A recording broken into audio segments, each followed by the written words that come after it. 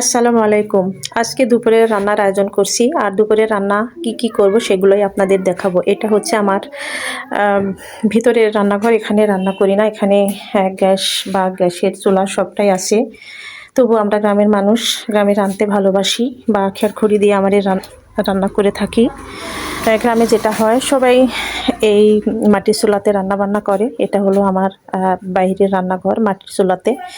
মাটির চুলা বলতে গেলে এটা গমের চুলা। এই চুলাতে রান্না করলে হাঁড়ি পাতিল ততটা কালি হয় না, করলেই চলে।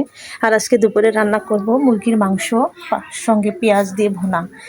আর এগুলা রাখবো ফ্রিজে, যেহেতু 2টা মুরগি, এতগুলা রান্না করলে হয়তো খাওয়ার মানুষ নেই, আমরা অল্প মানুষ, আমাদের ছোট পরিবার, তো এতটুকু রান্না করলেই হয়ে যায়।